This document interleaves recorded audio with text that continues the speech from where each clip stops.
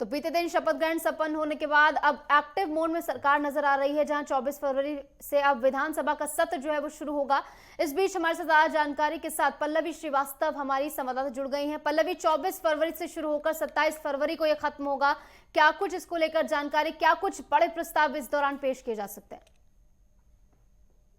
देखिए नुसरी, जिस प्रकार से भारतीय जनता पार्टी पूरी एक्टिव मोड में नजर आ रही है, साथ ही अगर करते चले रेखा गुप्ता जी भी, चाहे वो बैठक हो, उसके बाद अगर बात करते चले जिस प्रकार से उन्होंने कैबिनेट की बैठक बुलाई, साथ में यमुना जी का जो भव्यता और दिव्यता के साथ जो पूजा पाठ किया गया, उसके बाद आज पीडब्ल्यूडी और कृषि मंत्रालय में उनकी बैठक हुई और खास वार्तालाप हुई। साथ ही अगर बताते चले जिस प्रकार से दिल्ली की विधानसभा का पहला सत्र चलेगा, 24, 25 और 27 तारीख को समापन होगा। साथ ही इसके साथ अगर बताते चले पहले ही सत्र में पहले शपथ ग्रहण करेंगे जो 70 के 70 विधायक बने हैं। साथ ही अगर बात करते चले जिस प्रकार से सीएजी की रिपोर्ट की बात की जा रही है, पहले ही सत्र में सीएजी की रिपोर्ट भी पेश की जाएगी। और साथ में जिस प्रकार से आयुष्मान कार्ड की बात की गई थी, उसको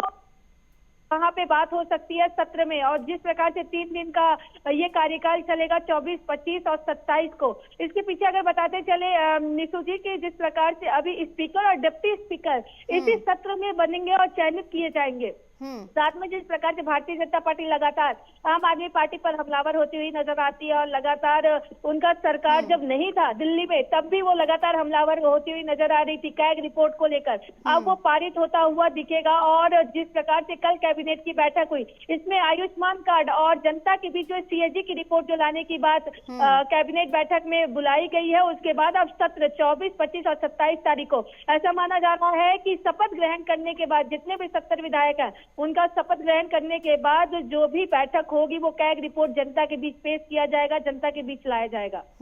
बिल्कुल, कैग रिपोर्ट ये अहम मुद्दा बीजेपी की ओर से चुनाव प्रचार के दौरान उठाया गया था, क्योंकि तमाम भ्रष्टाचार के आरोप जो लग रहे थे वो इसी पर आधारित थे। तो अब देखना होगा क्या कुछ इस कैग रिपोर्ट के जरिए जो है जनता के सामने आता है। इसी के साथ यमुना की सफाई को लेकर क्या कुछ बड़ी बातें इस सत्र के दौरान हो सकती है? देखिए निशु जी, जिस प्रकार से अगर यमुना की साफ सफाई की बात करते चले तो भारतीय जनता पार्टी ने अपने संकल्प पत्र में महज 3 साल का मौका मांगा है दिल्ली वासियों से। कहा है कि अगर संकल्प पत्र हमारा जो 3 साल का मोहलत है उसमें हम यमुना को साफ करते हुए नजर आएंगे। और कहीं ना कहीं वो पूर्ण होते हुए भी दिखाई दे रहा है निशु जी, क्योंकि अगर जमीनी स्तर की बात करें तो जिस प्रकार से कल शपथ ग्रहण था, शपथ ग्रहण के बाद जिस प्रकार से कार्यभार संभालते हुए रेखा गुप्ता जी पहले गई, भव्यता और दिव्यता के साथ जिस प्रकार से आरती हुई कल यमुना घाट पे, तो कहीं ना कहीं ये दिखाया जा रहा है, क्योंकि भारतीय जनता पार्टी लगातार जिस प्रकार से हमलावर होती हुई आम आदमी पार्टी पर दिखती थी यमुना की साफ सफाई को लेकर, तो जैसे ही उन्होंने शपथ ग्रहण लिया, अपने कारोबार को संभाला, रेखा गुप्ता जी जो मुख्यमंत्री बनी है, वो पहले भव्यता और दिव्यता के साथ पूजा पाठ की और वहां पे आरती की और वहां का निरीक्षण भी की कि आखिर किस प्रकार से यमुना को साफ किया जा सकता है। क्योंकि सबसे बड़ा मुद्दा कहीं ना कहीं निशु जी देखा जा सकता था कि भारतीय जनता पार्टी लगातार आम आदमी पार्टी पर हमलावर होती हुई दिख रही थी। अब जो सत्र चलने वाला है 24, 25 और 27 को, कहीं ना कहीं सीएजी की रिपोर्ट के बाद, आयुष्मान कार्ड की रिपोर्ट के बाद, क्योंकि ये कैबिनेट में 2 चीज पारित की गई हैं, तो पहले इन सभी चीजों पे कार्य होने के बाद यमुना पे भी बात की जाएगी। और जिस प्रकार से नीतू जी आपने देखा होगा कि महज 1 दिन के अंदर जिस प्रकार से आज पीडब्ल्यूडी की बैठक भी की गई, जो रेखा गुप्ता जी ने लिया पीडब्ल्यूडी और कृषि मंत्री के बीच में, और साथ में उन्होंने कहा कि वहां पे उन्होंने कहा कि किस प्रकार से हम लोगों को साफ पानी दे सकते हैं। पानी भी मुद्दा बना रहा निशु जी, अगर देखा जाए ग्राउंड जीरो पे जिस प्रकार से जनता कहीं ना कहीं त्रस्त होती हुई नजर आ रही थी, अब पानी भी एक मुद्दा रहा। और जिस प्रकार से आज जो रेखा गुप्ता जी हैं जो मुख्यमंत्री बनी, वो आई और राष्ट्रपति, उपराष्ट्रपति सभी लोगों से मुलाकात करने के बाद फिर वो बैठक कर रही है पीडब्ल्यूडी और कृषि मंत्री। तो कहीं ना कहीं भारतीय जनता पार्टी का 1 दिन का जो कार्यकाल रहा है वो काफी एक्टिव दिखाई देता हुआ नजर आ रहा है। इसी बीच अगर हमलावर की बात कर ले तो आतिशी जो कालिका जी की विधायक है, वो पूर्व मुख्यमंत्री भी रह चुकी है आम आदमी पार्टी की तरफ से, उन्होंने सवाल उठाया है कि जिस प्रकार से भारतीय जनता पार्टी और लगातार तमाम जो राजनेता थे उनका कहना यह था कि हमारी पहली कैबिनेट में महिलाओं को 2500 देने की जो बात की जाएगी उसे हम पारित करेंगे। तो इसको भी लेकर आतिशी हमलावर होती हुई नजर आई, जिसपे रेखा गुप्ता मुख्यमंत्री जो दिल्ली की बनी है उन्होंने जवाब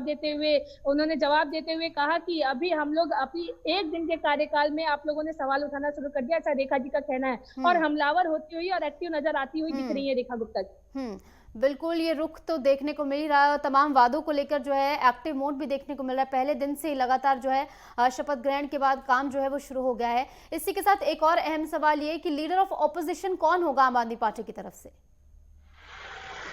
देखिए, जिस प्रकार से अगर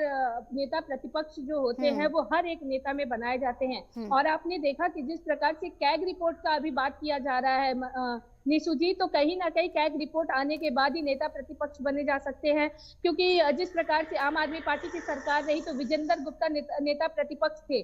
दिल्ली में आम आदमी पार्टी के, तो अब भारतीय जनता पार्टी की सरकार है, तो अब नेता प्रतिपक्ष की जो बात की जा रही है कहीं ना कहीं वो आतिशी मार लेना होंगे, क्योंकि जो बड़े बड़े नेता थे वो अब विधायक रहे नहीं। मौजूदा जो विधायक होता है वही नेता प्रतिपक्ष हो सकता है, तो अब आतिशी मार लेना को ऐसा कहा जा रहा है कि वो नेता प्रतिपक्ष बनाए जा सकते हैं, क्योंकि वो कालिकाजी सीट के विधायक भी हैं। तो कहीं ना कहीं ये सब समीकरण देखने को मिल सकता है। और निशु जी, जिस प्रकार से कैग रिपोर्ट अब जनता के बीच आएगी, 24 तारीख को 24 पन्नों में तब्दील होगी। जो कैग रिपोर्ट है, सीएजी की जो रिपोर्ट है, उसमें कहीं ना कहीं अब आम आदमी पार्टी की और मुश्किलें बढ़ती हुई नजर आएंगी। जो बड़े बड़े नेता हैं, चाहे वो अरविंद केजरीवाल की बात कर ले, मनीष सिसोदिया की बात कर ले, अब उनकी मुश्किलें बढ़ती हुई नजर आ रही है। और आम आदमी पार्टी जिस प्रकार से बोली थी कि हम गाड़ी नहीं लेंगे, बंगला नहीं लेंगे, और जिस प्रकार से अन्ना हजारे के साथ